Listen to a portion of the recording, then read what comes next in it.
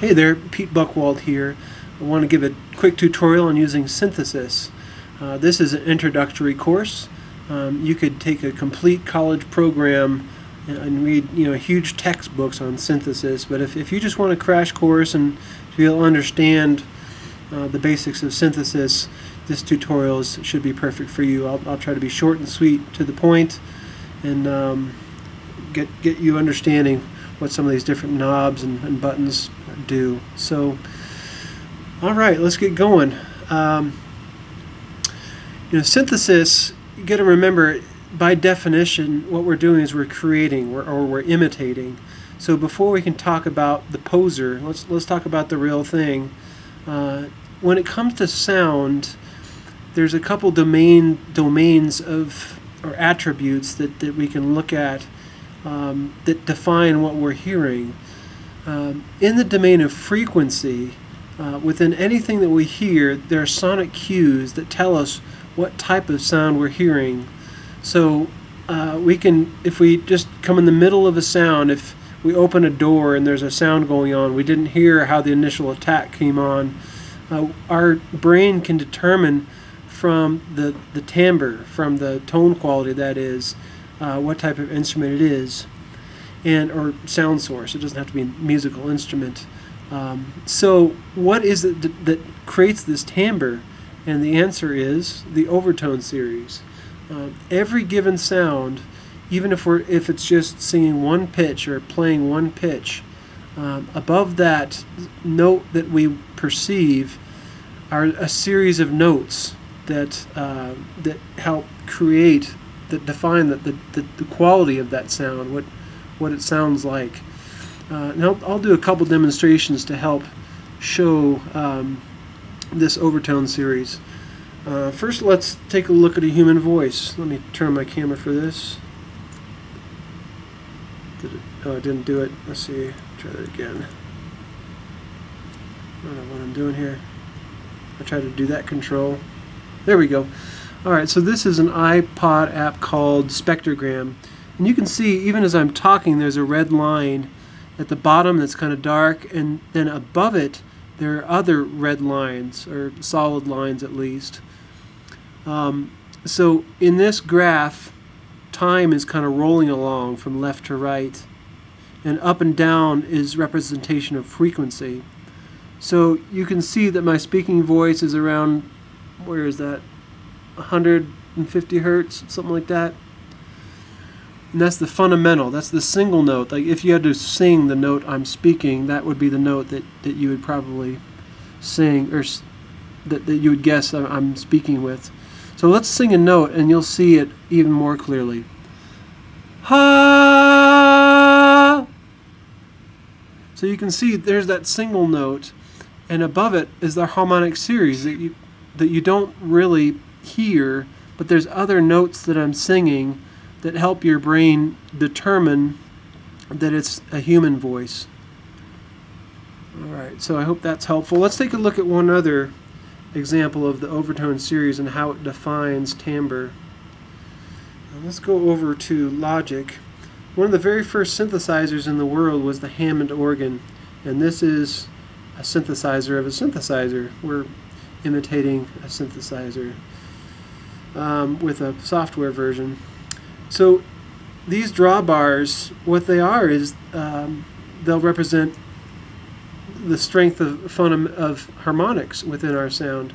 So this number, this 8 foot drawbar, that see that label there, 8 foot. If I play that, what's perceived as a single note, this would be an octave above it. You kind of hear it come in, octave and a fifth.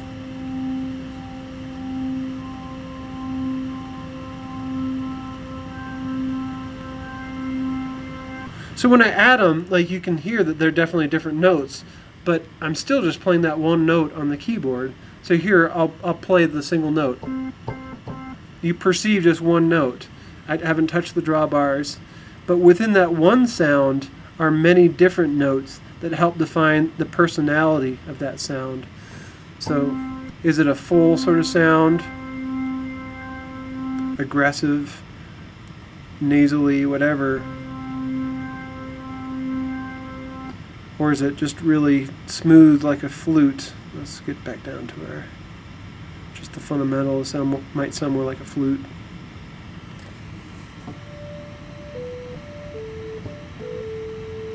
So the sustained sound is really smooth. So that's another representation of the overtone series and how it defines the tone quality we're hearing. And that will come in handy in synthesis, knowing that the overtone series can do that for us.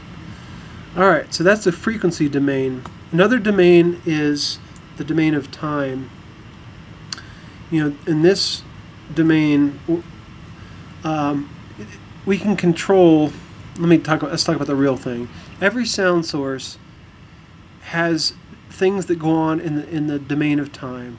You know, does it come in aggressively or does it slowly fade in? And once it's in and it stops, does it die out slowly or does it kind of linger for a while? You know, so in the time domain, you know, if we hear a drum, one of the reasons we know it's a drum is because there's a quick aggressive attack, then it dies away pretty quickly. Whereas, you know, a clarinet or something like that, it'll attack, you know, moderately aggressively, then it'll probably sustain very smoothly. So if we were to create a synthesizer, we would want to be able to control what type of articulation it would have, and then after the initial attack, what would be going on. All right, well, since we've talked about those different attributes of sound, let's talk about how we imitate that sound. Within a synthesizer, you know, maybe look very imposing at first, but it's just like if you've ever studied audio production. I teach audio production classes, and I tell my students when it comes to a mixing console that you see in a large club or at a concert, you know, they can look pretty intimidating. But once you learn a single channel strip where a single instrument or microphone comes in and the different controls you have for that one instrument, and then you know you can understand every channel strip, every track, and then as you understand all the sections of that console, it begins to make sense. Then you can go to a different mixing console and, you know, pretty quickly understand how the whole thing works because of your familiarity with that one console. And the same thing is true as synthesis, that there's a lot of similarities between all of them. So once you understand a single synthesizer, it's pretty easy to understand what's going on with the others. Alright, so the three sections we'll talk about. At the heart of our synthesizer is an oscillator. And that, in this case, it's a VCO on this emulation of a Jupiter. So I think of this as the motor. This is a sound source. All right, so the sound is created, boom. Then in the domain of frequency, what defines our overtone series is the waveform. And we'll talk about that more in a second. Then in the time domain, where we talked about, you know, is it a snare drum or is it a clarinet, just determined, you know, in the domain of time, that's controlled by what is called the envelope. And we'll go back and cover that a little more as well. Well, let's talk about our different waveforms and the harmonic series that are contained therein. Let's take a look at, here we go. Each waveform carries a different harmonic series. So this is a sawtooth wave, where this is the fundamental. So if I played a C, it would be strong. This is loudness. Then the second fundamental is not as loud, third fundamental not as loud, and so on, so on, so on. And this portfolio of harmonics defines the character of this sound. Let's go back to some other types of waves. Here's a sine wave. We don't have the graph of that, but a sine wave is only the fundamental. It does not have a portfolio, so to speak. All it is a fundamental. And we'll take a listen to a sine wave and the others in a minute. Let's go back and take a look at another type of waveform. Let's take a look at square wave. So square wave only has every other harmonic. So here's the fundamental. The next harmonic is gone. It would be right here. So it's every other harmonic in a pattern. And each waveform is created using a mathematical formula, like that each one is a certain percentage less. There's mathematical calculations for determining this creation or representation of the fundamentals. One more popular one. Where is it? Oh, sawtooth. So there's one more. Oh no, I didn't mean that one. I meant triangle. So once again, this one is every other harmonic, but a different strength for each one, so it's different than the square wave. Alright, so again, we're talking about playing a single note on a keyboard and the strength of harmonics or other different notes above it that help define the personality of that sound. Let's take a listen to it. Let's quit this application. A great application for exploring synthesis sounds is Reason. There's a demo version of Reason. It's fully functional for 20 minutes. So you get 20 minutes of experimenting and having fun with Reason.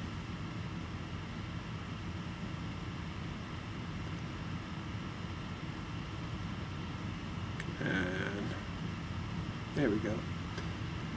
Alright, let's do a right click. The very first synthesizer they created for the software way back in the 80s was Subtractor, and that's the one we'll work with. So this will allow us to take a listen to the different basic synthesis waveforms. Alright, so our oscillator, as we said before, is our motor. It's our generator of a sound, or generator of a voice. And a synthesizer can have one oscillator, can have 2, 3, or more oscillators, and it'll start to sound more full. Just imagine 3 people singing a single note versus one person. It just sounds fuller because each one has a slightly different personality to their voice, perhaps. All right, so let's take a listen to these waveforms. Start with our sine wave. Again, a sine wave is only a fundamental, no harmonics. Let's take a listen to our square wave.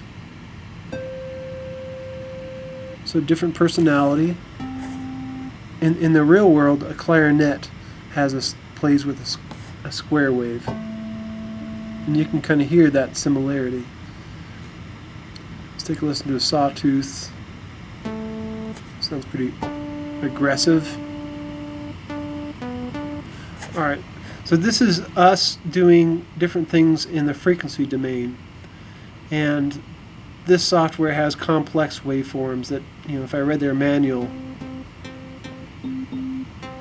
it would explain what those different numbers mean as far as what overtone series they have.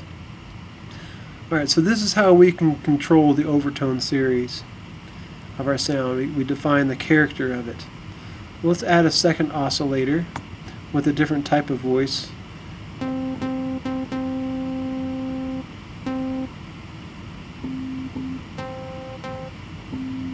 Tell you what, let's have 2 sine waves. And let's make one slightly out of tune with the other one.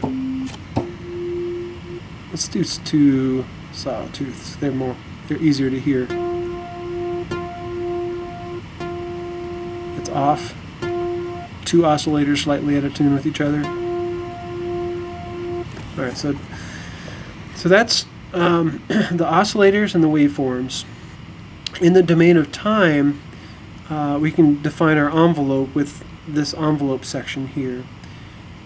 Typically, a basic envelope controls section would have ADSR, standing for attack, decay, sustain, release. So attack, how quickly does the attack come in? If I slide it up, it's going to kind of fade in.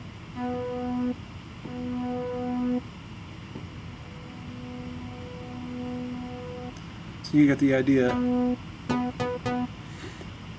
Then once it comes in, how quickly does it come down in volume?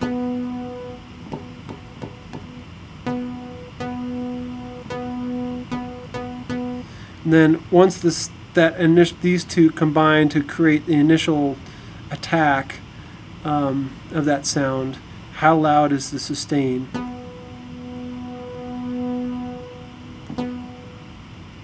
That's no sustain. Then once I release my key, does it immediately stop all sound, or does it kind of linger for a while? So here's, I get a louder sustain and release. And now let's do a slow release. Release. So it lingers for a while. So if we wanted to make something that sound like very percussive, we would want a fast release, immediate release, no sustain, very quick attack, and then just very little decay. So it sounds like, you know, kind of percussive. Alright, so this helps us control in the realm of time what our sound is going to do. Alright, well those are the three main sections. If you understand those, that those are the heart of your sound. Just briefly, you often find filters and LFOs on your synthesizer. The filter section is basically an EQ that it'll emphasize or cut out frequencies within your sound. So let's kind of cut out some of the low frequencies. Well, I guess I gotta get my envelope back to something more reasonable. So that's all the low frequencies coming out, and the resonance just kind of adds some buzz to it.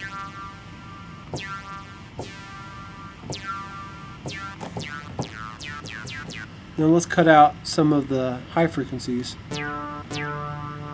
I'm playing the same note, and it just filters out some of the notes. And you can determine, you know, what frequency you're filtering, and that resonance, that buzz.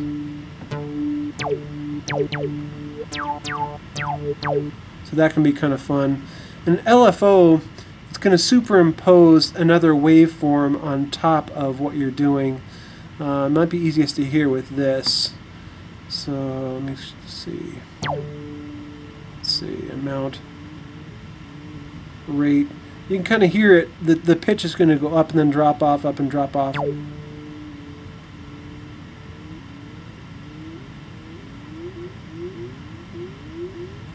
can do a different shape.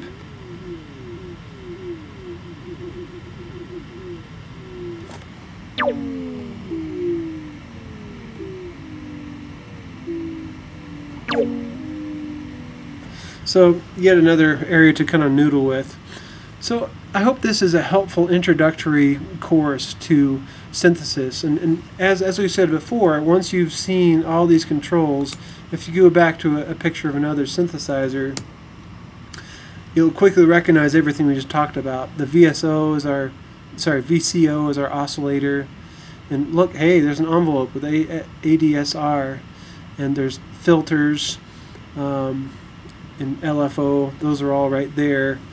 And you know, if we went to any number of synthesizers, those same controls are going to be there. So I hope this is a helpful crash course, and I encourage you to try to get access to a synthesizer and to practice, to mess around with the different controls and get familiar with them, because listening to someone talk about it is one thing, but it'll really help bring it home if you're able to very soon, you know, kind of mess around with these things, and it'll make a lot more sense as you experience it yourself in real time.